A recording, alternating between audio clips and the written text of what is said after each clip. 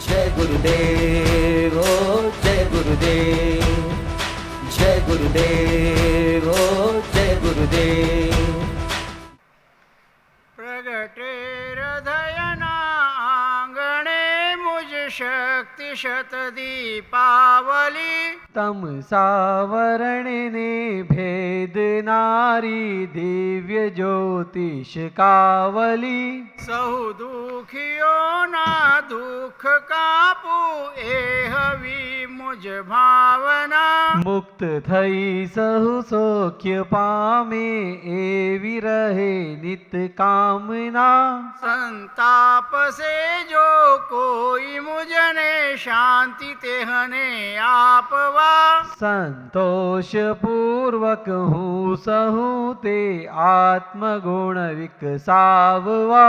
जे where वृत्ति राख से हूँ तेह थी करी मित्रता, नहीं दिल दुभावु कोई नु राखी हृदय पवित्रता। नहीं इष्ट मरवू कोई ने छे जिंदगी प्यारी सदा, आपी शंकु नहीं जिंदगी तो लई शंकु नहीं हो कदा। बस एज झरणो सर्वदा मम उर विषे बहतो रहे, करु त्राण हूँ सहु जीवनु सहु मृत्यु थी जीवन लहे। बूरो न थाऊ कोई नो थाऊ सहु नो हित सदा, जंगम अने स्थावर सहुए शांति पामो सर्वदा। तन मन अनेके शाग्रनी वीणा सदा झंखारती, दुख भागे स्नेह जागे एज इच्छे भारती। आलोक ने परलोक मां पण भावना एवी रहे, जैन शासन कल्प तरु सेवी सहु शिव सुख लहे। निज शक्ति थी रागी करो हूँ सर्वने शासन प्रति, राजेंद्र शक्ति जयंत अर्पो झंकना मारी अति। राजेंद्र शक्ति जयंत अर्पो झंकना मारी अति। नमो अरिहंताणं नमो सिद्धाणं नमो आयव्याणं नमो वज्रायाणं नमो लोये सुवसाहुणम्। एषो वञ्चनमुखारो सर्वभावपणासनो मङ्गलानं च सव्येसिं फड्मं हवै मङ्गलम्। नमो दुर्वारागादि वैरिवारनिवारिणे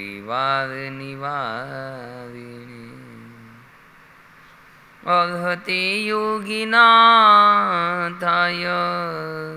महावीराय ताय अज्ञानतिमिरान्धानं ज्ञानञ्जनशलाकया चक्षुरुन्मीलितं येन तस्मै श्रीगुरुवे नमः। तस्मै श्रीगुरुवे नमः। संयोगाविप्पमुखस्य अणगारस्य भिक्खुणो विणयं पावुकविशामि आणुपुव्यं सुनेहमे।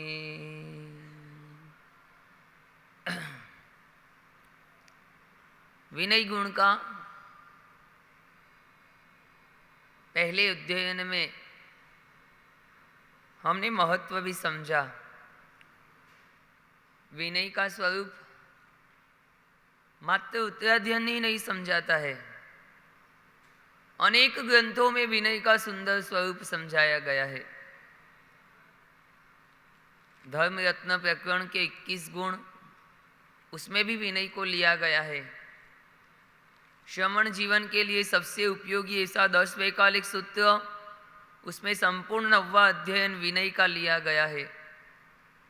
उसके बाद 12 प्रकार के तप में 6 बाह्य और 6 आभ्यंतर तप, और आभ्यंतर तप में चौथा तप विनय का लिया गया है। ऐसे अनेक ग्रंथकारों ने, महापुरुषों ने, शास्त्रकार भगवंतों ने विनय का सुंदर स्वरूप जीवों को बताया। विनय के बिना धर्म में प्रवेश नहीं हो सकता। मान राखे विनय न आवे, नहीं ज्ञान विनय बिना पावे, बिना ज्ञान पशु सर खाई, तजो मान महा दुखदाई।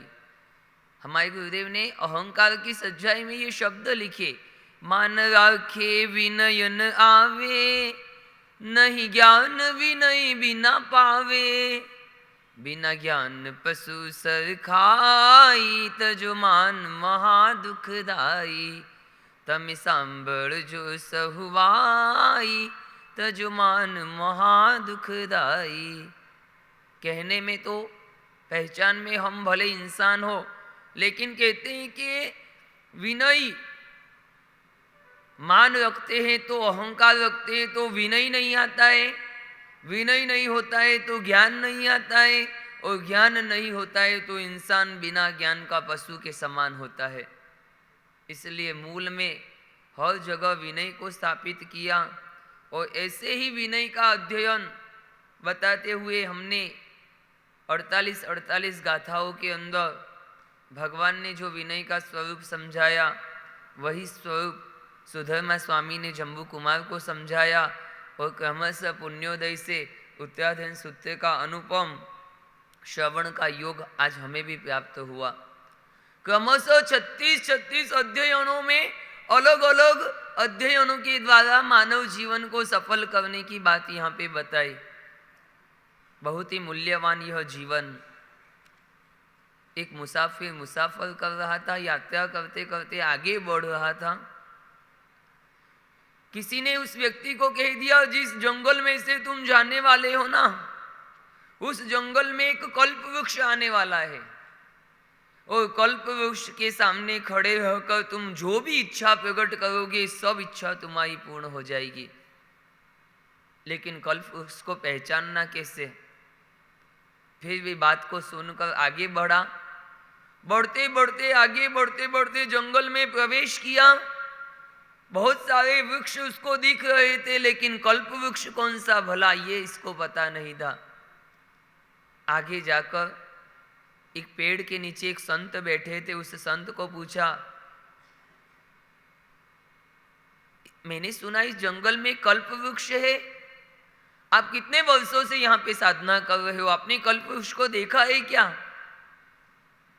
वो कि मैं तो वर्षों से साधना कर रहा हूँ, मैंने कल्प वृक्ष को अभी तक तो नहीं देखा, लेकिन सुना है इसी जंगल के अंदर कल्प वृक्ष है, आप आगे जाओ, आगे बढ़ो, चलते चलते कभी आपको कल्प वृक्ष मिल भी जाए।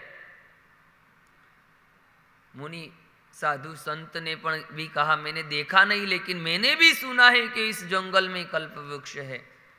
आगे बढ़ता बढ़ता आगे बढ़ा। सामने एक घटादार वृक्ष को देखा, बड़ा थक गया था। सोचता है क्यों न थोड़ी देर यहाँ पे आराम कर लूं। उस पेड़ के नीचे जाके आराम किया। जंगल में चलने से बड़ा थक गया था, थकने के कारण बड़ी प्यास लगी थी। सोचता है इस जंगल में अब कहाँ तो पानी मिलेगा, लेकिन कहीं थोड़ा सा ठंडा ठंडा पानी मिल जाए ना तो बहुत अच्छा काम होगा। इतने में नजर पड़ती है और सामने पानी का ठंडा घड़ा उसे दिख जाता है। सोचता है धन्यवाद है, कोई मेरे जैसा मुसाफिर इस जंगल में से निकला होगा, उसे प्यास लगी होगी, पानी पीकर घड़ा यूं ही छोड़कर चला गया होगा। धन्यवाद है उसको जिसने यहाँ पे पानी रखा।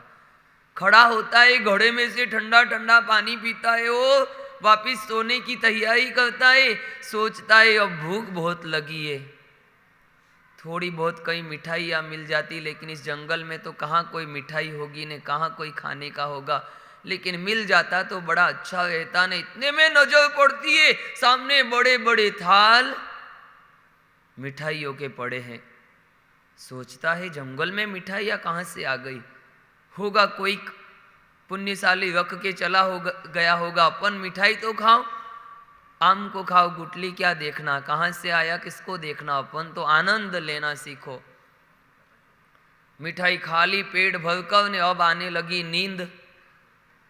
सोने की तैयारी कर रहा था ने सोचता ऐसी जमीन पे मुझे नींद कहाँ आएगी, ये तो जमीन भी ऊंची नीची है और ऐसी ऊंची नीची जमीन पर आज तो नींद भी नहीं आएगी।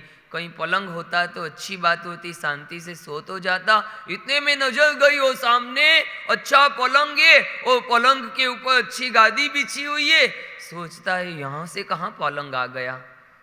अभी तक उसको पता नहीं हो वो कौन से पेड़ के नीचे सोया हुआ है। जो इच्छा प्रकट कर रहा है वो सामने खड़ा हो रहा है, लेकिन अभी तक ध्यान नहीं आ रहा है कि कल्प वृक्ष किसको कहा जाता है, कल्प वृक्ष क्या होता है, कल्प वृक्ष का प्रभाव क्या होता है, ये कोई बात उसे पता नहीं है। बस मन में इच्छा प्रकट हो रही है, सामने पानी मिल रहा है, सामने मिठाई मिल रही है, यहाँ सोने की इच्छा की, सामने पलंग दिख गया। जैसा ही पलंग पर सोता है, सोते सोते सोच रहा है कितना भयंकर जंगल है। ऐसे जंगल में कोई सहाय करने वाला नहीं।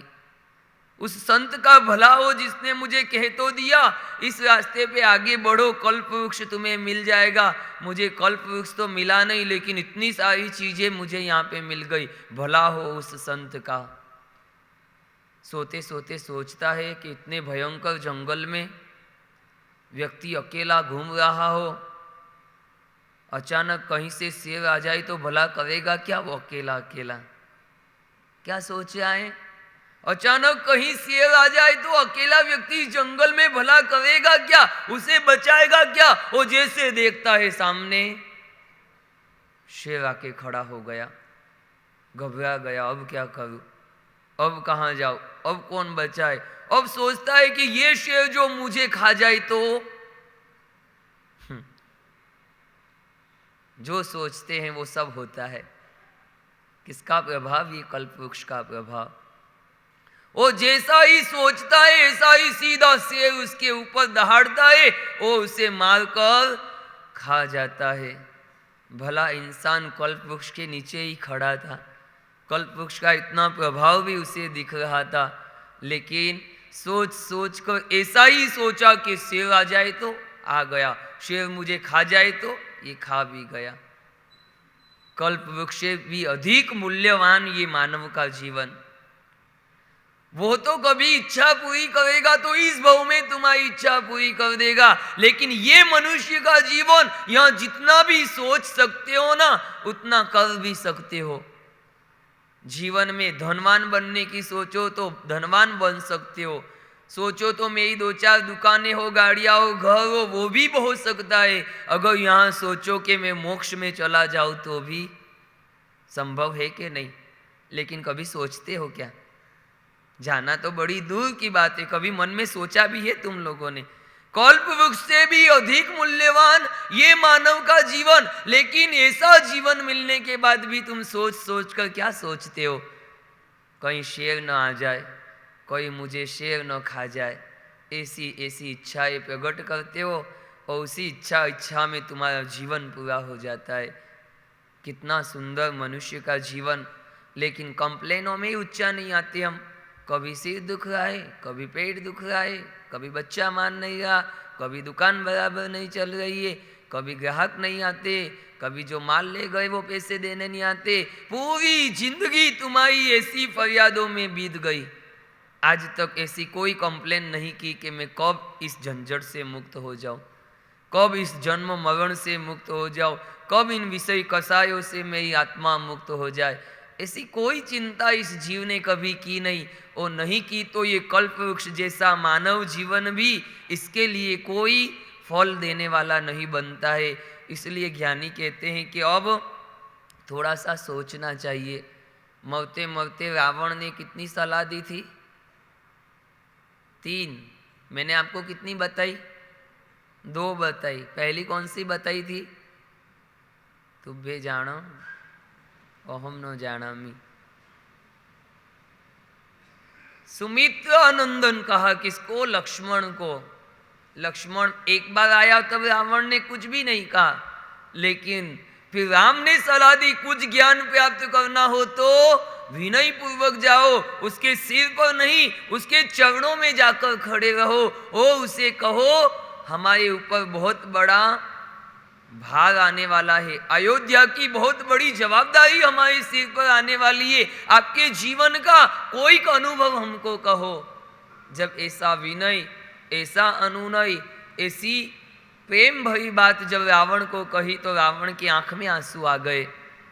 मरते मरते रावण ने 3 सलाह दी उसको। ज्ञान पाना है तो विनय के बिना कभी ज्ञान नहीं मिलता, और ज्ञान प्राप्ति के लिए विनय सबसे बड़ा उपयोगी आलम्बन है।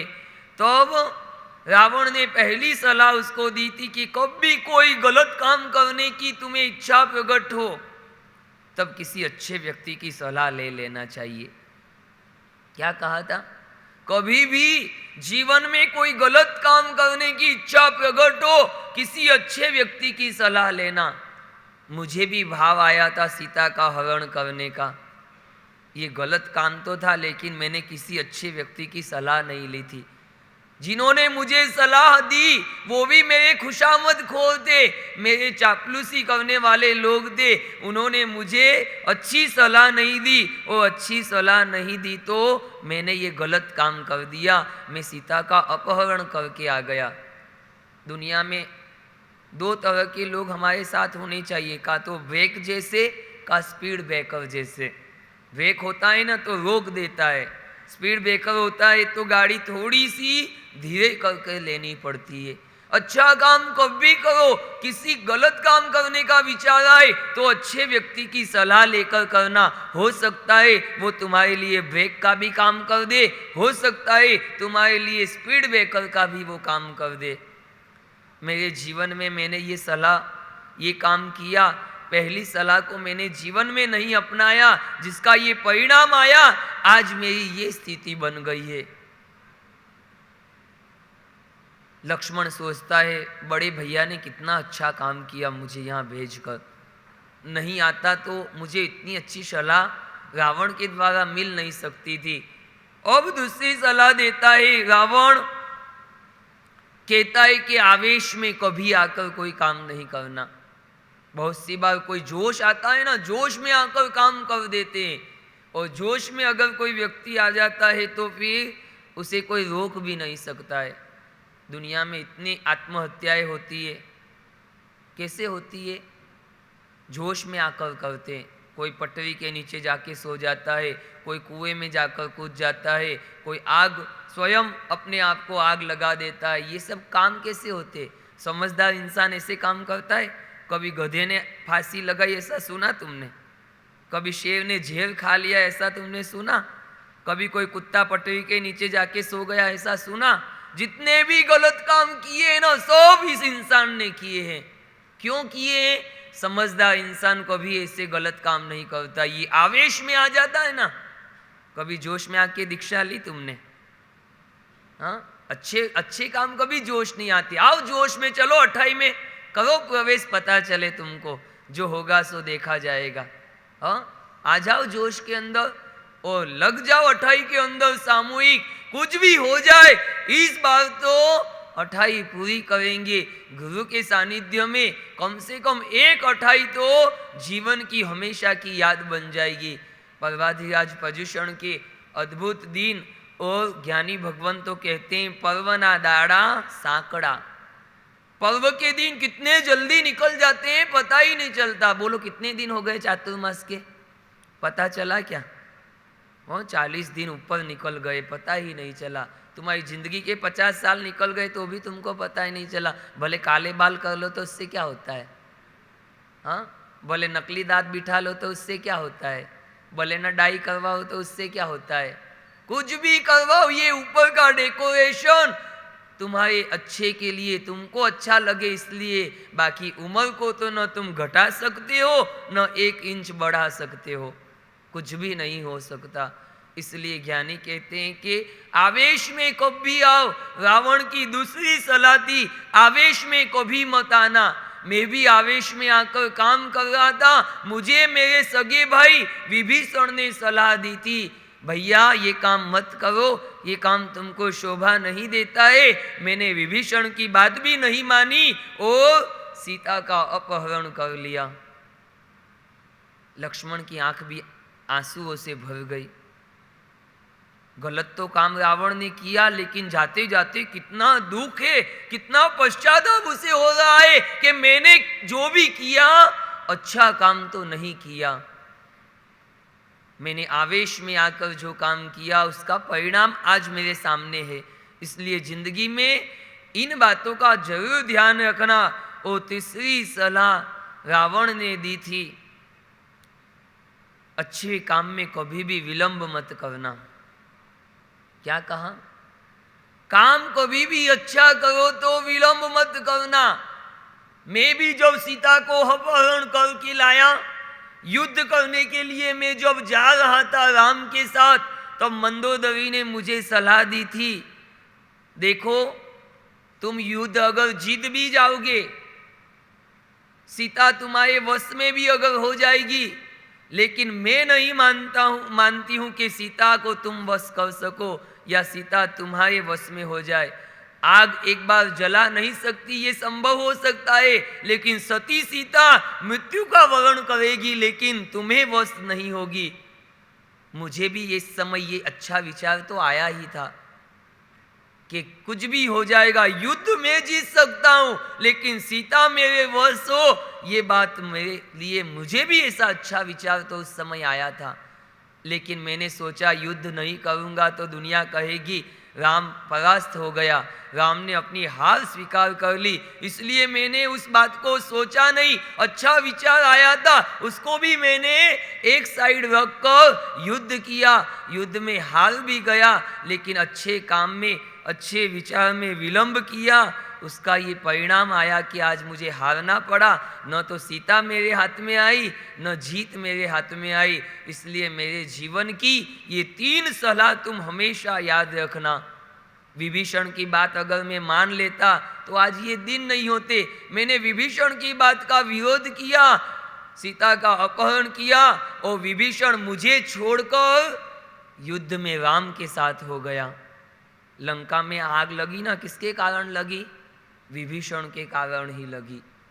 इसलिए रावण की ये तीनों सलाह सुनकर लक्ष्मण बड़ा गदगद हो गया, बड़ा खुश हो गया, प्रसन्न हो गया, आंख में आंसू आ गए कि अगर राम ने मुझे यहाँ नहीं भेजा होता तो इतनी सुंदर सलाह मुझे नहीं मिली होती।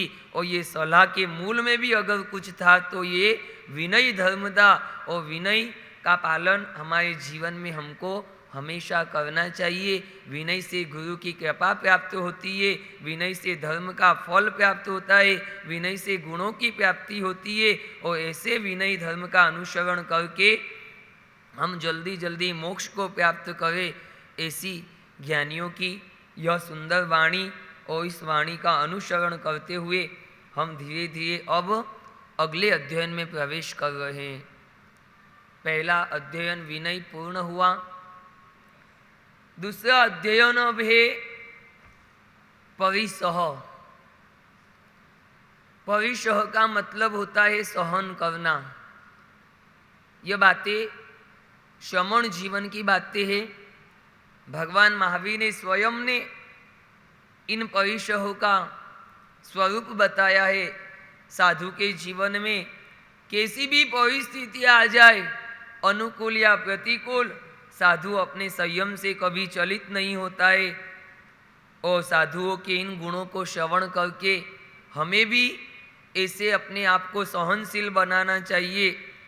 हो सकता है रोज 11:30 बजे तुम्हारे घर पे रसोई तैयार हो, किसी दिन 12:30 बज जाए तो तुम्हारा दिमाग क्या होता है, कभी भोजन बनने में लेट होता है तो दिमाग खिसक भी जाता है। हो सकता है तुम्हें जोरदार पानी की प्यास लगी हो, घर जाके घड़े में पानी पीने जाओ और ठंडा ठंडा पानी नहीं मिले तो भी दिमाग खसक भी जाता है। हो सकता है ठंडी के दिनों में पूरा रूम पैक करके तुम सोए हो, तुम्हारा बेटा आए अचानक गलती से खिड़की खोल दे, ठंडी ठंडी हवा आने लग जाए तो भी ठंडी में भी तुम्हारा दिमाग गर्म हो जाता है। हो सकता हो कि भयंकर गर्मी के दिनों में पंखा चालू हो, एसी चालू हो, आराम से तुम बैठे हो, अचानक लाइट चली जाए तो तुम्हारा दिमाग भी गर्म होते देर नहीं लगती। ज्ञानी कहते हैं कि ऐसी परिस्थितियां जीवन में, तुम्हारे जीवन में भी आती है, साधुओं के जीवन में भी आती है, लेकिन श्रमण जीवन की जहां बात आती है, श्रमण हमेशा सहनशील होता है, उसे साधु कहते हैं। सहजशील होता है, उसे भी साधु कहते हैं। जिसका जीवन सादा, उसको भी साधु कहते हैं। और श्रमण जीवन के अद्भुत गुणों का यहाँ पे वर्णन करते हुए भगवान ने कहा है, मार्ग च्यवन निर्जयार्थम परिसोढ़व्या परिसह, संयम मार्ग का त्याग किए बिना कर्म की निर्जरा के लिए जो भी जीवन में प्रतिकूलता आए, उन सब प्रतिकूल बातों को सहन करना, उसी का नाम परिसह है। साधु का जीवन होता है ना, हो सकता है कैसे कैसे दुख आएंगे, तकलीफ भी आएगी, प्रतिकूलता भी आएगी। उस समय अगर साधु चलित हो जाता है तो हो सकता है संयम जीवन को भी छोड़ सकता है, संयम का भी त्याग कर सकता है। कर्म निर्जरा का ये अनुपम अवसर, उसको अगर छोड़कर साधु श्रमण जीवन में सहनशील नहीं बनता है तो ये मार्ग इतना सहज भी नहीं है कि इस मार्ग पर सहन किए बिना हम चल सके। इसलिए यहाँ पे 22 परिसह को भगवान महावीर ने अपनी देशना में बताते हुए लिखा है, सुवम में आउसम तेणम भगवया एवं खायम इह खलु 22 परिसह सम्रेणम भगवया महावीरेणम कास्वेणम पवेय्या जे भिक्खु सोच्चाणच्चा जिच्चा अभिभूय विकाययाए परिवयंतो पुट्ठो नो विहणज्जा। जैसा भगवान महावीर ने अपनी अंतिम देशना में कहा, उसी बात को सुधर्मा स्वामी जम्बू स्वामी को कहते हैं कि हे शिष्य, 3 जगत में प्रसिद्ध ऐसे परमात्मा महावीर, अष्ट प्रतिहार्य से युक्त ऐसे भगवंत महावीर, जिनका गोत्र भी काश्यप गोत्र था। भगवान महावीर का गोत्र कौन सा था? काश्यप गोत्र था। ऐसे काश्यप गोत्र भगवान महावीर स्वामी ने अपनी वाणी के अंदर यह 22 परिसहों का सुंदर स्वरूप समझाया है। इसलिए श्रमण भगवंत महावीर के द्वारा केवल ज्ञान प्राप्ति के बाद जो परिसर का स्वरूप समझाया, भिक्खु सोचा यानी कि उन साधुओं को अपने गुरु भगवंत के पास बैठकर इन परिसरों का स्वरूप समझना चाहिए। और जीवन में कैसी भी परिस्थिति आके खड़ी हो जाए तो भी साधु को अपने संयम का त्याग न करके इस तरह समता भाव से इन परिसरों को सहन करना चाहिए। इस तरह क्रमशः भगवान ने परिसरों का स्वरूप समझाया। 22 परिसरों का यहाँ नाम कहते हैं। तम जहाँ दिग्गंजा परिसरे, पिवासा परिसरे, सिंह परिसरे, उशीण परिसरे, दंस मसई परिसरे, अचेल परिसरे, अरई परिसरे, इति परिसरे, चर्या परिसरे, निस्सिह परिसरे, सिज्झा परिसरे, अक्कोस परिसरे, वह परिसरे, जायणा परिसरे, अलाभ परिसरे, रोग परिसरे, तणपास परिसरे, जल्ल परिसरे, सत्कार पुरस्कार परिसरे, पन्नाण परिसर, अन्नाण परिसरे, दंसण परिसरे।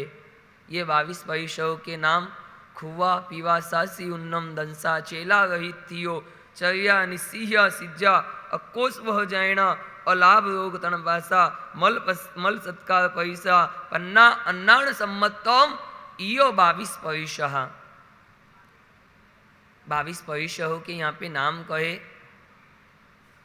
और साधु के जीवन में ऐसी बहुत सी बार प्रसंग आते हैं कि इन परिसरों को सहन करना पड़ता है। 22 परिसरों के नाम में सबसे प्रथम एक क्षुधा परिसर। साधु को कितनी भी भूख लगेगी, साधु कभी अपने हाथ से रसोई नहीं बनाता है। पेड़ पे फल लगे हो तो खुद अपने हाथों से तोड़कर साधु कभी खाते नहीं, क्योंकि साधु की जो आचार चर्या ज्ञानियों ने बताई भंवरे की तरह भंवरा जिस तरह फूलों में से रस चूसता है और फूल को पीड़ा भी नहीं देता है, उस तरह गृहस्थ जो अपने लिए भोजन बनाते हैं उन भोजन में से थोड़ा भोजन लेना, उसके वहाँ खूटे भी नहीं, उसको भी लाभ मिले और तुम्हारी भिक्षाचर्या का काम भी पूर्ण हो जाए। भंवरा जैसे रस चूसता है ना तो फूल को पीड़ा भी नहीं होने देता और तृप्ति को भी प्राप्त करता है।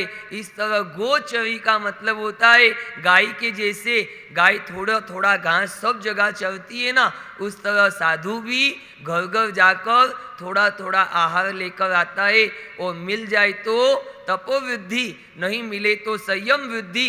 इस तरह अपने भिक्षाचर्या का जीवन साधना के लिए आवश्यक ऐसी भिक्षा को ग्रहण करता है। लेकिन कभी हो सकता है साधु को भिक्षा न मिले तो क्या करना। बहुत सी बार घर घर जाने पर भी आहार नहीं मिलता है, निर्दोष आहार का योग नहीं होता है, तो उस समय साधु को क्या करना चाहिए। उस समय साधु को हाथ से बनाकर नहीं खाना चाहिए, मगर उस सुधा परिसर को सहन करना चाहिए। भूख को सहन करके समता भाव में रहकर ये सोचना चाहिए कोई बात नहीं, नहीं मिला तो मेरी संयम की वृद्धि हुई, लेकिन भगवान की आज्ञा को तोड़कर कभी भी उसे ऐसा आहार ग्रहण नहीं करना चाहिए। यह सुधा परिसर कहा जाता है। उज्जैनी नगर के अंदर हस्तमित्र नाम का एक सेठ था, उसकी सुशील पत्नी भी थी। एक पुत्र उसका हुआ जिसका नाम हस्तभूति था। पुत्र 8 वर्ष का हुआ, वो सेठानी का स्वर्गवास हो गया। सेठानी के जाने से सेठ जी को भी वैराग्य खड़ा हो गया। छोटी सी उम्र का बालक 8 वर्ष का, पिताजी को वैराग्य हो गया। पिताजी ने बेटे को भी समझाया संसार के अंदर कुछ नहीं है बेटा, कौन कब किसको छोड़कर चला जाता है, संसार के सब संबंध इसी तरह कब टूट जाए पता नहीं चलता है। इस तरह बेटे को भी वैराग्य भावों की बातें करके बेटे को भी वैराग्य वासित बनाता है। बाप और बेटे अब दोनों दीक्षा लेते हैं। दीक्षा लेने के बाद सुंदर साधना कर रहे हैं और जिस क्षेत्र में साधना कर रहे हैं वहाँ पे अचानक दुकाल पड़ गया है। दुकाल पड़ने के कारण वहाँ रहने वाले सब लोग गांव छोड़ छोड़ कर चले गए। साधुओं को आहार नहीं मिल रहा है। सभी साधु भगवान भी अब वहाँ से विहार करने लगे हैं, जंगलों को पार करते आगे बढ़ रहे हैं। अचानक पिता मुनि थे, उनका स्वास्थ्य बिगड़ गया। उम्र के कारण चला भी नहीं जा रहा था, बहुत दिन से आहार नहीं मिला तो शरीर भी उनका थक गया। उन्होंने सब मुनि भगवंत को कहा कि अब मैं यहाँ पे अनशन करूँगा, आहार का कोई योग यहाँ पे जंगल में दिख नहीं रहा है, आगे चलने की मेरी कोई शक्ति नहीं है, इसलिए मुझे तुम यहीं छोड़ दो, तुम लोग सब आगे के गांव की ओर विहार कर दो। सभी मुनि भगवंत ने बात मान ली। उन मुनि भगवंत को अकेले जंगल में छोड़ देते हैं। सभी मुनि भगवंत वहां से विहार कर रहे हैं, लेकिन उनका पुत्र जो था, पुत्र मुनि, उनका मन नहीं मान रहा है कि पिताजी को अंतिम समय में ऐसे में छोड़कर भला कैसे चला जाऊं। पिताजी ने कहा तुझे जाना पड़ेगा, तू अकेला मेरे पास रहेगा तो मैं तो अनशन ले लूंगा, तू आहार के बिना इस जंगल में रह नहीं सकेगा और इस जंगल में निर्दोष आहार साधु के लिए मिल नहीं सकता, इसलिए तू जा यहाँ से। पिता की बात मानकर साधुओं के साथ वो चला तो जाता है, लेकिन मन नहीं मान रहा है कि पिताजी को इस उम्र में अकेले छोड़कर तो मैं भला कैसे जाऊं। 1-2 दिन विहार करता है लेकिन मन नहीं मान रहा है। अचानक वो साधु आगे निकल जाते हैं, ये धीरे धीरे चलकर पीछे पड़ जाता है, वापिस विहार करके अपने पिता मुनि के पास पहुंच जाता है। पिता मुनि ने तो अनशन ले लिया है, सभी चारों आहार का त्याग करके साधना में बैठ गए हैं। यह विहार करके पुत्र मुनि वापिस पिता के पास आता है, देखता है पिताजी तो आराम से ध्यान में बैठे हैं और ध्यान में उनका देवलोक गमन हो जाता है और अनशन के प्रभाव से सीधा वो जीव देवलोक में देव बनता है। इधर पुत्र मुनि को पता ही नहीं कि पिताजी का देवलोक हो गया, वो तो यही समझ रहा है कि पिता मुनि ध्यान में बैठे हुए, वो देवलोक में देव बनता है तो देखता है नीचे का दृश्य, अरे मेरा पुत्र तो यही समझ रहा है कि मेरा देवलोक नहीं हुआ, वो तो यही समझ रहा है मैं ध्यान में बैठा हूँ, और इसी तरह वो बैठा रहेगा तो भूख के कारण परेशान हो जाएगा। अब देव आकर उस शरीर के अंदर प्रवेश करते हैं, प्रवेश करके उस पुत्र को कहते हैं, अरे तुम कितने दिन भूखे रहोगे यहाँ पे, और यहाँ पे कोई निर्दोष आहार भी तुमको मिलने वाला नहीं है, क्या करूँ तुम कहो, जाओ पेड़ के पास जाके कुछ मांगो, वो अगर सामने से दे दे तो वो फल तुम ग्रहण कर लेना। पिताजी ने अपनी देव माया से पेड़ के अंदर प्रवेश किया। पुत्र जब जाता है तो अंदर से हाथ निकलता है, हाथ में से फल हाथ में आता है। पुत्र मुनि वो आहार ग्रहण करके अब अपनी दिनचर्या चला रहा है, लेकिन किसी भी तरह से अपने व्रत को तोड़ने के लिए वो तैयार नहीं हुआ। इस तरह मुनि भगवंत जो दूसरे गांव गए थे वो विहार करते करते वापिस आते हैं, देखते हैं तो पिता मुनि का मर्दा वहाँ पे पड़ा है। पुत्र मुनि को पूछते हैं, तुमने इतने दिन आहार कैसे किया? उसने कहा, पेड़ में से मुझे आहार मिलता गया, मैं करता गया। तब उन्होंने सोचा ये सब देव माया है, और फिर वहाँ से उनको समझाकर अपने गांव में वापस मुनि भगवंत को ले जाते हैं। इस तरह ऐसी परिस्थिति आने पर भी अपने संयम का जिन्होंने त्याग नहीं किया, समता भाव से रहे और परिसर सुधा परिसर को सहन किया, लेकिन किसी भी तरह से अपने व्रत को तोड़ने के लिए मुनि भगवंत तैयार नहीं हुए। ऐसे एक एक परिसर का यहाँ पे स्वरूप बताया है। कैसी भी परिस्थिति आ जाती है तो भी साधु कभी अपने नियम को नहीं तोड़ते। इस तरह सुधा के बाद पिपासा परिसर, भले कैसी भी प्यास लगे फिर भी साधु कभी सचित पानी का स्पर्श नहीं करते। अचित जल मिलने पर ही साधु पानी पीते हैं। ये तुषा परिसर का भी एक सुंदर दृष्टांत। दादा गुरुदेव राजेंद्र सूरी महाराज के शिष्य थे। गुरुदेव जब पहली बार सूरत की ओर विहार किया था तब उनके वो शिष्य विहार में चलते चलते पीछे रह गए। गुरुदेव बहुत आगे निकल चुके थे। लंबा विहार था, गर्मी के दिन थे, भयंकर प्यास लगी और प्यास के कारण वो चल भी नहीं पा रहे थे। अकेले पीछे छूट गए, रास्ते के किनारे पर बैठ गए। अब प्यास सहन नहीं हो रही हो, बीच में 10 कदम पर तापी नदी बह रही है। जब प्यास सहन नहीं होती है तो रेलवे स्टेशन पर तुम देखते हो ना, पानी के लिए तुम पैसे देकर भी पानी पीते हो, लेकिन तुमको प्यास लगी हो तो, प्यास नहीं लगी हो तो पैसे देकर पानी पीते हो।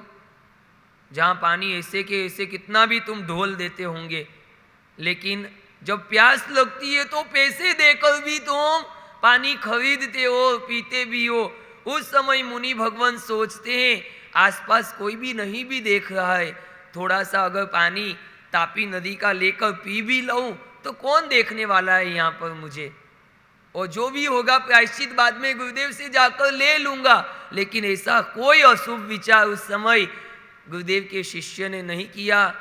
एक कागज और पेन निकाली, पेन में लिख दिया, गुरुदेव मुझे कोई तकलीफ नहीं थी लेकिन प्यास को मैं सहन नहीं कर पाया, इसके कारण मैं अब यहाँ पे प्राण छोड़ रहा हूँ, इसलिए आप किसी प्रकार की मेरी चिंता न करें।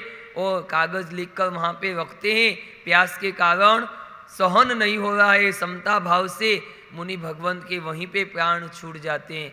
गुरुदेव बहुत समय तक आगे खड़े रहते हैं, अभी तक आए नहीं वो मुनि भगवंत।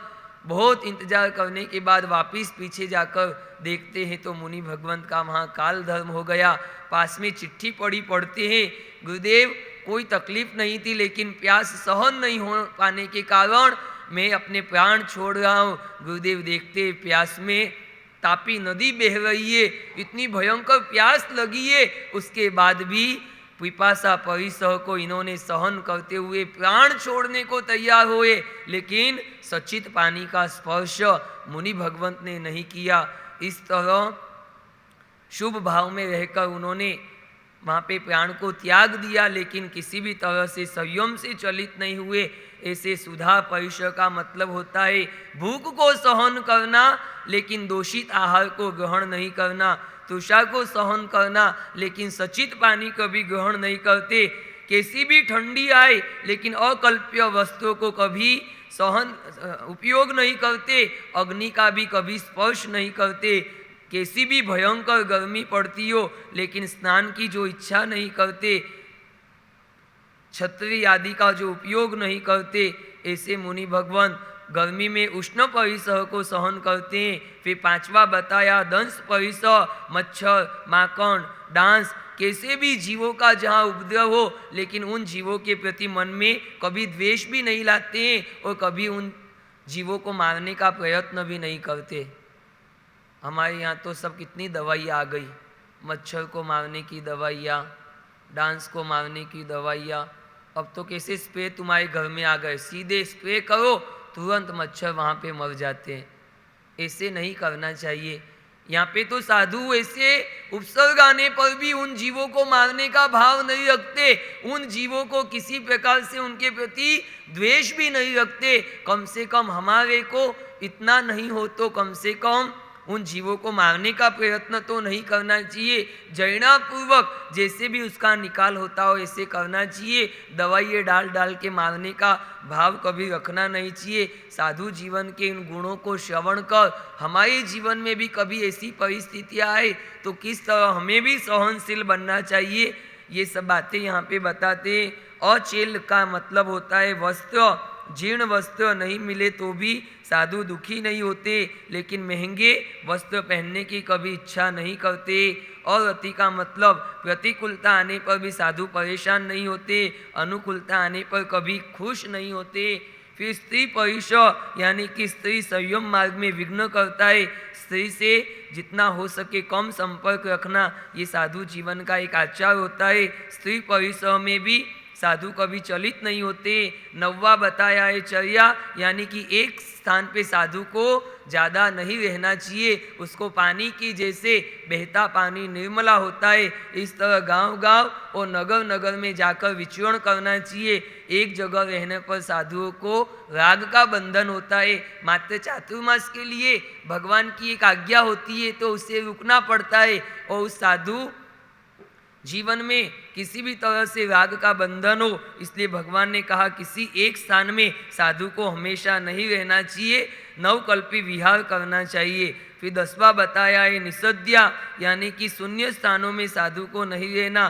स्त्री, पुरुष और नपुंसक आदि जिस स्थान में रहता हो उस स्थान में साधुओं को कभी वास नहीं करना चाहिए। 11वां बताया है सैया, ये सब परिसर हमको सहन करने के, इसलिए मैं सबकी कथानक आपको नहीं बता रहा हूँ, सिर्फ नाम बता देता हूँ कि कैसे कैसे परिसर श्रमण जीवन में सहन करने के आते हैं। फिर आते हैं सैया परिसर। सैया का मतलब होता है कभी जमीन सीधी भी होती है, कभी ऊंची नीची जगह भी मिल जाए तो भी साधु कभी मन में दुख नहीं लाते।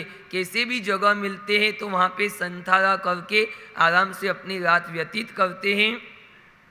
उसके बाद आक्रोश परिसर का मतलब कोई तिरस्कार करे तो भी उसके प्रति साधु द्वेष नहीं करते हैं। उसके बाद 13वां वध परिसर, कोई साधु को मार भी दे, प्राण भी ले ले तो भी साधु के मन में उसके प्रति द्वेष भाव नहीं आना चाहिए। 14वां याचना परिसर, गोचे, प्राणी, वस्त्र आदि साधुओं को शावकों से मांगना पड़े, शावकों से लेना पड़े तो भी किसी तरह से उसे शर्म नहीं रखना चाहिए। और लाभ परिसर का मतलब याचना करते हुए भी मांगे फिर भी न मिले तो अंत्याय कर्म का उदय, ऐसा सोचना चाहिए। 16वां है रोग परिसर, भले कैसे भी रोग आ जाए तो भी साधुओं को निर्दोष उपचार करवाना चाहिए। 17वां तूर्ण परिसर का मतलब होता है किसी भी साधु को संथारे में अगर जगह अनुकूल नहीं मिले, तूर्ण आदि का उपद्रव जहाँ होता हो ऐसी जगह मिलने पर भी साधु उद्वेग नहीं करते। 18वां मल परिसर, साधु के कपड़े आदि कितने गंदे हो जाए तो भी उसे दुर्गंधा नहीं होनी चाहिए, उसे दूर करने का प्रयत्न नहीं करना चाहिए। 19वां सत्कार परिस लोग में मान सम्मान आदि मिले तो ज़्यादा हर्षित और प्रसन्न नहीं होना चाहिए। 20वां प्रज्ञा परिस अधिक ज्ञान होने पर अगर लोग प्रशंसा करे तो साधु को कभी अभिमान नहीं करना चाहिए। 21वां अज्ञान परिस अल्प बुद्धि होने के कारण अगर ज्ञान नहीं चढ़ता हो तो भी साधु को दुखी नहीं होना चाहिए। और 22वां सम्यक्त्व परिसर का मतलब होता है कैसे भी कष्ट आ जाए, दुख आ जाए, तकलीफ आ जाए तो अपने धर्म को छोड़ने का, भगवान के शासन को त्याग करने का कभी भाव नहीं लाना चाहिए, पर दर्शन में कभी आकर्षित नहीं होना चाहिए। इस तरह सम्यक्त्व की शुद्धि का भी साधु को ध्यान रखना चाहिए। ऐसे 22 परिसर को सहन करने का साधु का एक अपना आचार होता है। यह 22 परिसर श्रमण जीवन का एक मुख्य आचार है। आज के समय में तो ऐसे परिसर को सहन करने का लगभग हमारे जीवन में अवसर कम ही आता है। कभी कभी लंबे लंबे विहारों में हो सकता है, ठंडी का समय होता है, गर्मी का भी समय होता है, अनुकूल जगह बहुत सी जगह हमको नहीं भी मिलती है। और गोचे पानी की व्यवस्था, कहीं तो घी गणाने, कहीं मुट्ठी चना, कोई बार तो तुम भर भर के हमको वेराते हो, लेना ही पड़ेगा, लेना ही पड़ेगा। किसी जगह ऐसा भी आता है कि बहुत बार घूमने पर भी आहार का योग नहीं मिलता है। किसी अजैनों के घरों में जाकर भी निर्दोष आहार हो तो हमको ग्रहण करना पड़ता है, क्योंकि गांव में आए तो तुम हमारे, यहाँ से जाए तो तुम कहाँ हमारी खबर लेने के लिए आते हो। लंबे लंबे विहारों में जहाँ गांव नहीं आते, जहाँ कोई संग नहीं होते, वहाँ गोचे पानी की आचार्य भगवंत होते हैं तो उनके भक्त बहुत होते हैं, हो सकते हैं वो उनकी भी अवस्था कर दे, लाभ ले ले। लेकिन साधु साध्वी तो बहुत से ऐसे भी विचरण करते हैं कि बहुत सी जगह उनको कोई आहार पानी का जोग भी नहीं मिलता है, गर्म पानी भी, निर्दोष पानी भी उनको मिलता नहीं है। उस समय साधुओं को ऐसी परिस्थितियों में खूब सहन करना चाहिए और सहन करके अपने साधु जीवन को सफल बनाना चाहिए, क्योंकि सहन करता है वो ही सिद्धि को प्राप्त करता है। जो सहन करता है उसके जीवन में ही उसकी साधना सफल होती है।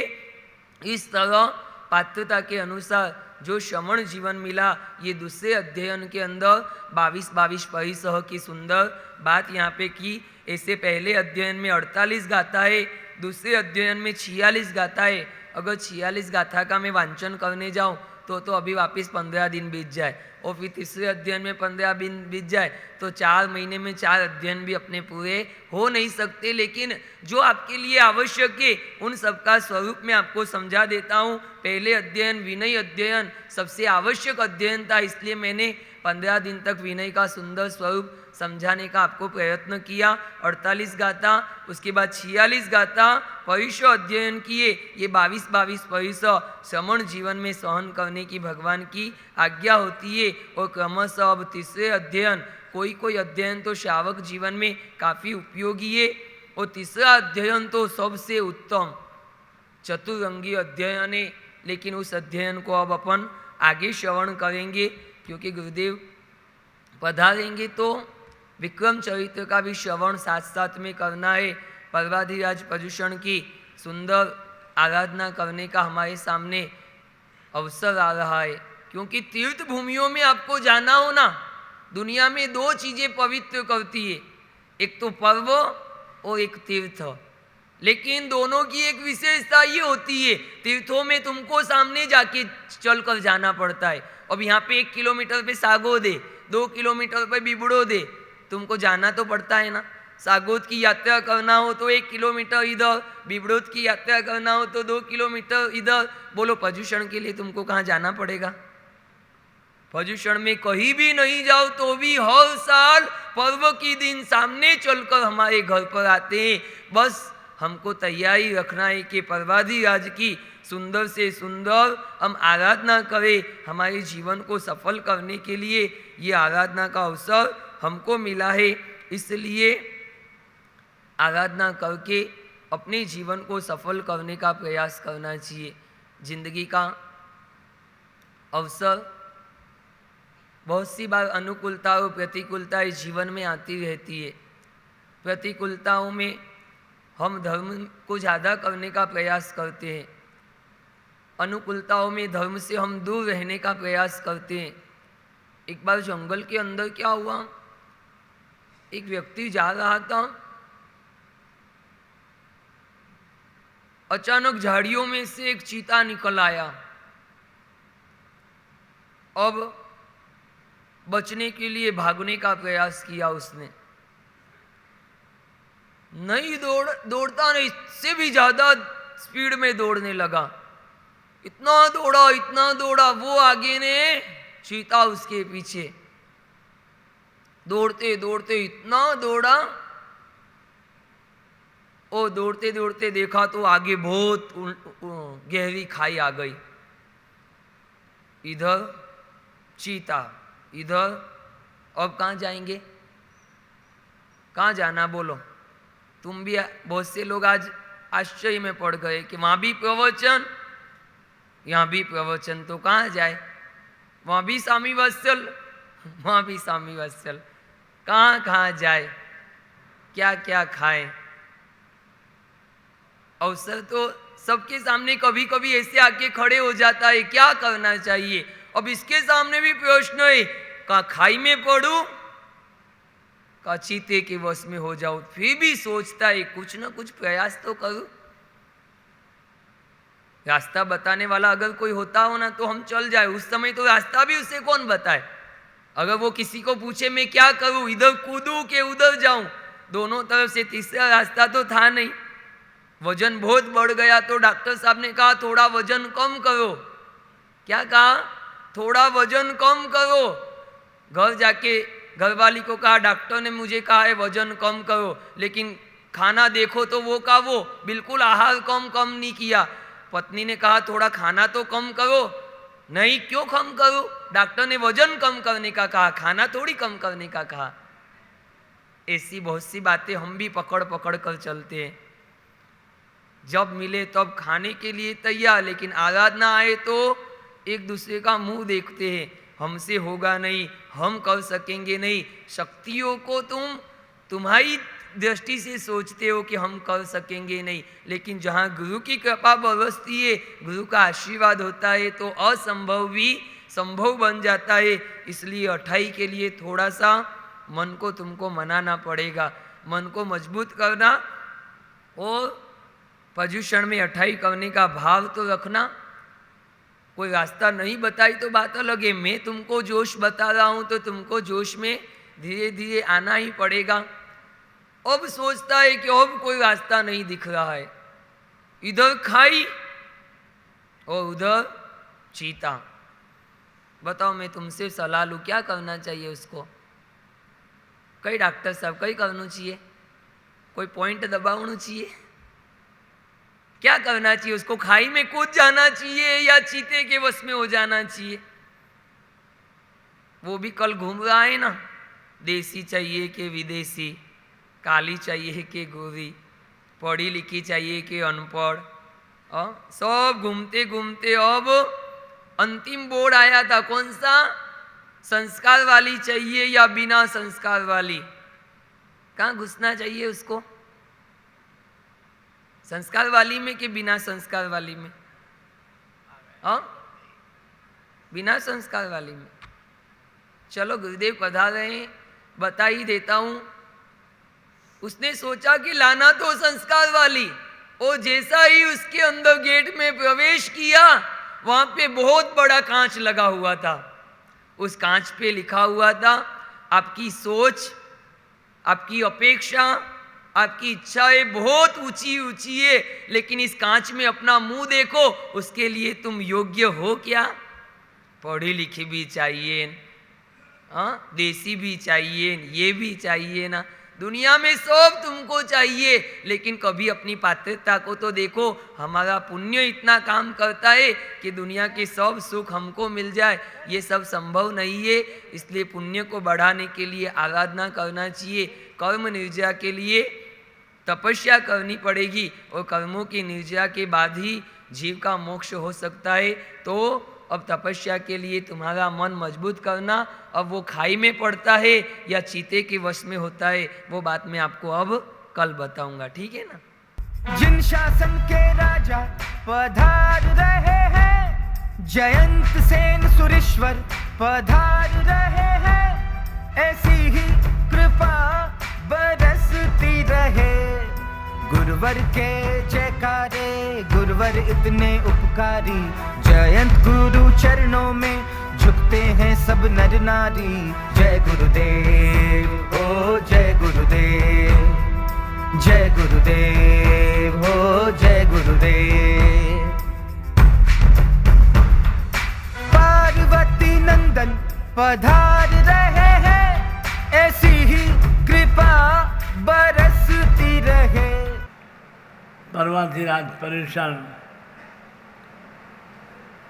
आ रहे हैं कहते कहते अब 2 दिन के बाद पर्वतीराज परिसर आ जाएंगे। हमें पर्वतीराज के दिनों में आराधना, साधना,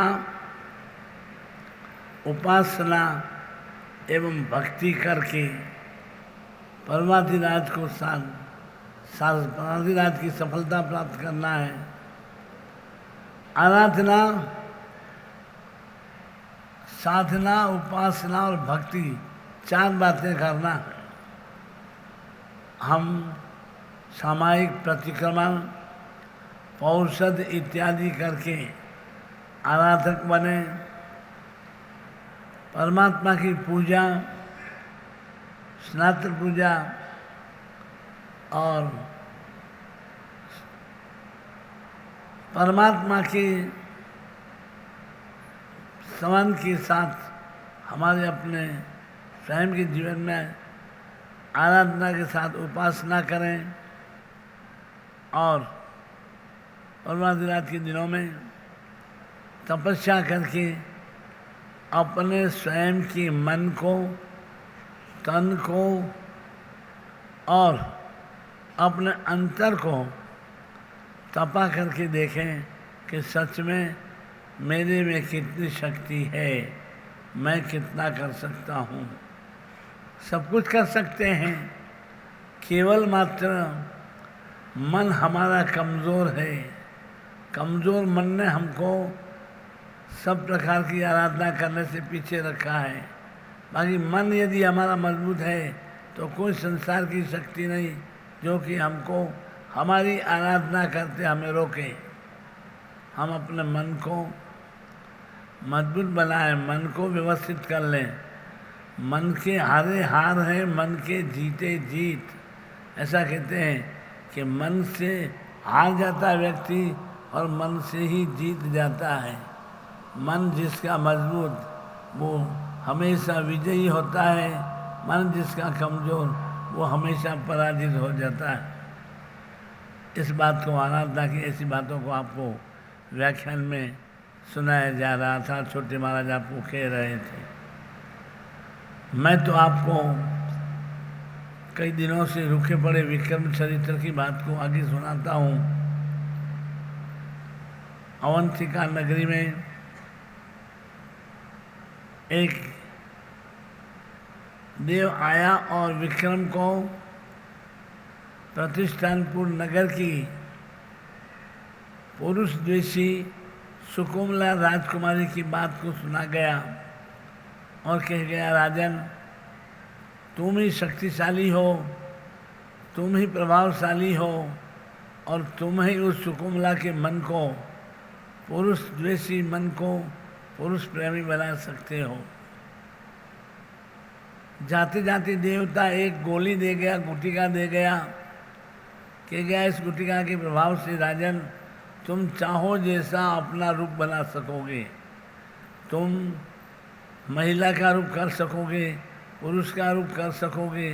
तुम चाहो जैसा अपना रूप बना करके और अपने काम में सफल हो सकोगे। देव चला गया। प्रतिष्ठानपुर नगर जाने की विक्रम को बड़ी मगज के अंदर चिंता लगी।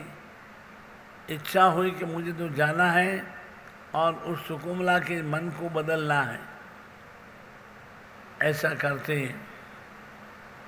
चिंतित राजा रोज बेचैन रहता है। तब मंत्री भट्टमात्र राजा को चिंता का कारण पूछता है।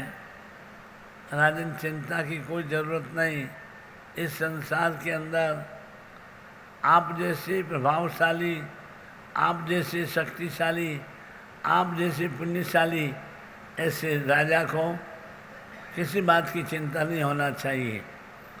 राजा विक्रम अपने प्रधानमंत्री को अपनी सुकोमला की चिंता की बात को कहता है। मुझे दिमाग में एक ही धुन लगी है कि उस सुकोमला को किसी भी तरह से मनाना और सुकोमला को अपने घर लाना। विक्रम की बात को सुनकर के भट्टमात्र कहता है, राजन कैसे जा पाएंगे वहाँ? वो पुरुष द्वेषिणी है। पुरुष का कहीं पर भी कदम भी पड़ जाता है तो उसको उसकी उस वापिका की चारों तरफ घूमने वाली वो बिल्ली मारजारी है, वो ज़ोर ज़ोर से फूंकती फुटकारती है तो उसके फुटकार में उस राजकुमारी को खबर पड़ जाती है कोई पुरुष आ रहा है। और ऐसी स्थिति में वो पुरुष को मारने दौड़ती है और पुरुष को मार भगाती है। अपन कैसे जा सकेंगे वहाँ? विक्रम कहता है, भट्टमात्र कैसे जा सकते हैं इस बात को तो आपको सोचना है।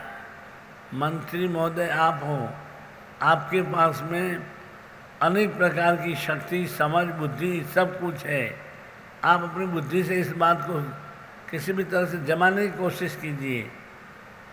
भट्टमात्र विक्रम को कहता है, मैं देखूंगा, दिमाग लगाऊंगा और कल आपको इस बात को कैसे अपन संपन्न कर सकते हैं इस बात को सुनाऊंगा।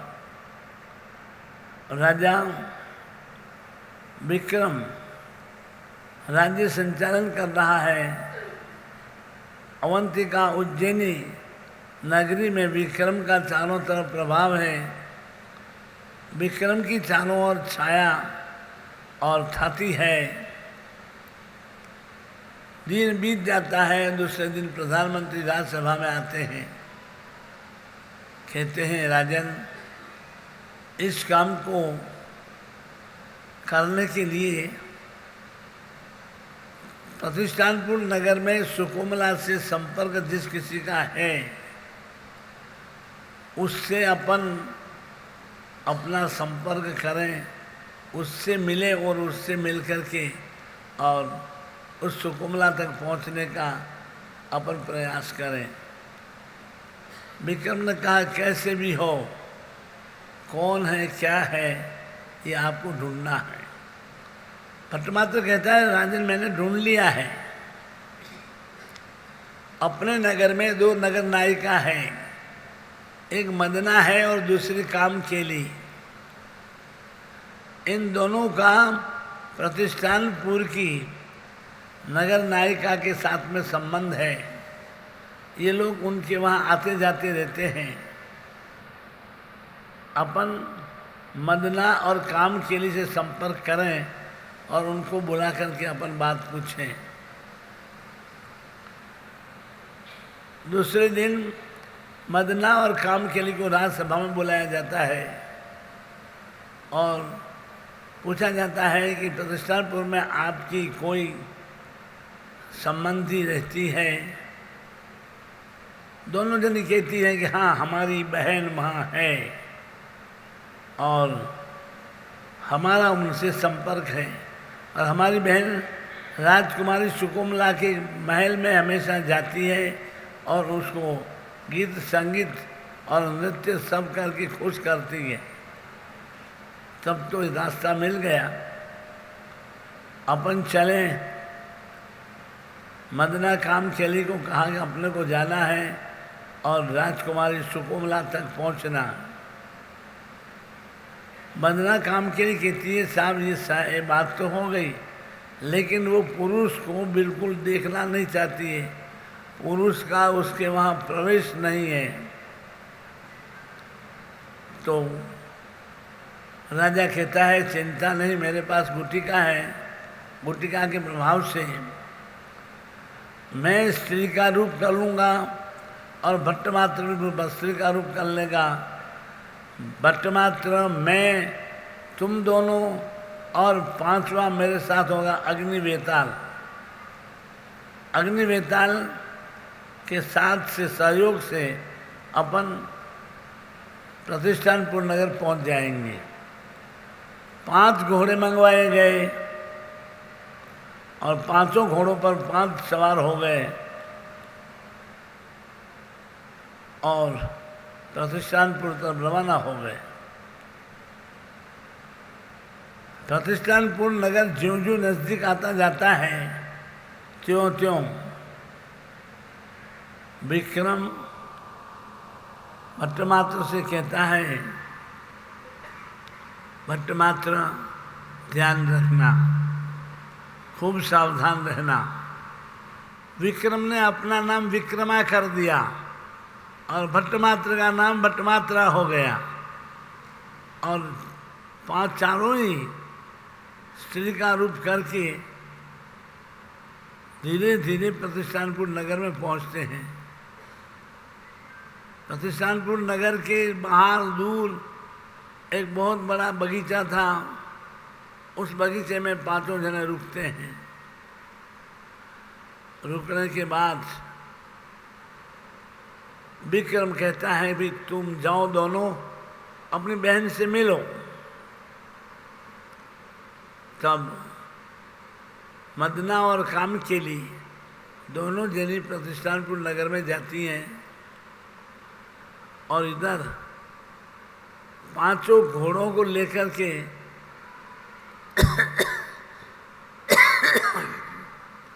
भट्टमात्र को आदेश देता है, भाई अग्निवेताल को राजा आदेश देता है इन घोड़ों को उज्जैनी पहुंचा दो। अग्निवेताल 5 घोड़ों को ले जाता है और उज्जैनी पहुंचा देता है। अब ये यहाँ 5 जने चुपचाप आनंद से रहते हैं। अग्निवेताल प्रकट रूप दिखाता नहीं है, 4 जने दिखते हैं। मंदला और काम के लिए गांव में पहुंचती है और अपनी बहन के घर जाकर के जब वो खरीद जाती है तो बहन आश्चर्य करती है, कोई खबर नहीं, कोई सूचना नहीं, तुम्हारी कोई जानकारी नहीं, अचानक तुम कैसे चली आई हो? कि योग आया, समय आया और उस समय से हम यहाँ पहुँच गए। कहती है मदना काम के लिए, बहन हम दोनों अकेली नहीं हैं, हमारे साथ में 2 और हैं और वो बगीचे में हैं। राजा विक्रम के दरबार में हम सभी रहती हैं। विक्रम के दरबार में हम सभी अपना नृत्य, गीत, संगीत के द्वारा नगर की, राज्यसभा की सारी जनता का हम मुंह मोहित करते हैं। तो उसको कहती है बहन उनकी कि जाओ उन दोनों को तुम ले आओ। मदना काम के लिए वापस लौटती हैं, बगीचे में जाती हैं और विक्रमा से कहती है कि चलो बहना, नगर में मेरी बहन अभी राजकुमारी के महल में जाने में देर से जाएगी, राह देख रही है, आप चलो। तो चल पड़ी, वो दोनों भी चल गए साथ में। 5 ही पहुंच गए बहन के घर पर और बहन ने अपने घर ऐसे जोरदार मेहमान विक्रमा, राजा विक्रम, अद्भुत उसका रूप था, तेजोमय उसका आभा मंडल था। विक्रमा का सौंदर्य रूप देख करके और उसकी बहन भी मानने लगी वास्तव में विक्रम की राजसभा को सुशोभित करने वाली ये अपने आप में विक्रमा बहुत भाग्यशाली नहीं है। बहन ने रसोई की तैयारी की, भोजन करवाया और देखा समय काफ़ी हो गया है, सुकोमला राह देखती होगी मेरी, मुझे जाना है अब जल्दी। आप लोग आए हैं, आप तो यहाँ विश्राम करो मैना, और अब मैं जाती हूँ सुकोमला के वहाँ पर इनको छोड़ करके। और मदना की बहन पहुँचती है राज दरबार में, सुकोमला के राजमहल में। सुकोमला पूछती है, बहन आज इतनी देर से क्यों आई, क्या कहाँ रुक गई थी? वो कहती है कि मैं कहीं रुकी नहीं, कोई काम नहीं, किंतु आज मेरे घर मेहमान आ गए। मेहमान कहाँ से आए? मेहमान उज्जैनी नगरी के मेहमान हैं और राज दरबार को रंजित करने वाली ये 4 मेरी बहनें आज यहाँ आई हैं। विक्रम के राज दरबार को, राजमहल को आलोकित करने वाली इन मेरी बहनों को मैं भोजन कराकर आने में लेट हो गई। सुकोमला कहती है, इतनी जोरदार है तेरी बहनें और तेरे मेहमान इतने जोरदार? तो कि हाँ, गाने बजाने में बहुत जोरदार हैं। सुकोमला कहती है, तो फिर ऐसा करो, अपना प्रोग्राम बाद में करेंगे, तू जा वापस और उन 4 को वापस ले आओ अपने इस राजमहल में, उन 4 को भी ले आओ। जाती है वो घर और कहती है इनको कि सुकोमला ने आप सबको याद किया है, आप सबको सुकोमला ने बुलाया है, तो आप चलो सुकोमला के राजमहल में। विक्रम भट्टमात्र के सामने देखता है, भट्टमात्र विक्रम के सामने, अच्छा है चलो उसके राजमहल में जाएंगे, उसको देखेंगे, अपनी कला अपन दिखाएंगे और उसके दिमाग के अंदर क्या भूत भरे हैं वो सब धीरे धीरे निकालने की कोशिश करेंगे। ऐसा सोचकर वो 4 भी तैयार हो गई और इतने में अग्निवेताल घोड़ों को रख करके और प्रतिष्ठानपुर नगर पहुंच गया। अग्निवेताल नजर से दिखता नहीं है, अदृश्य रूप से इनके साथ में सुकोमला के राजमहल में सब जाते हैं। सुकोमला के राजमहल में जैसे ये पहुंची तो सुकोमला देख करके खूब आश्चर्य में पड़ गई, गजब की हैं ये, विक्रम के राज दरबार के अंदर रहने वाली, इनका रूप देखो, इनका सौंदर्य देखो, इनका लावण्य देखो, इनकी चाल देखो। सुकोमला तो देखती रह जाती है और सुकोमला को पूछती है सुकोमला पूछती है उनको, आप कैसे आए, क्या हुआ, क्या कोई कारण हुआ? कहती है विक्रमा, कारण तो कोई नहीं, इतना ही कारण कि प्रतिष्ठानपुर नगर देखना है और सुना है कि सुकोमला बहुत जोरदार है, तो बहन तुम्हारी प्रतिष्ठा और तुम्हारी प्रतिभा को मैंने सुना तो मन में आया कि यहाँ तो विक्रम के दरबार में तो सब कुछ किया, अब चले देखे कैसी है सुकोमला और सुकोमला का कैसा विचार, भाव, परिणाम और व्यवहार देखें। बस इसीलिए हम यहाँ आई हैं और आपके दरबार में आने का, आपके महल में आने का हमको ये अवसर मिल गया बहुत अच्छी बात है। हम भाग्यशाली हैं कि तुमको देखा। सुकुमला कहती है मैं भाग्यशाली हूँ कि तुमको देखा। परस्पर एक दूसरे को भाग्यशाली समझते हैं, भाग्यशाली मानते हैं। और अब राज दरबार के अंदर, इसके राजमहल के अंदर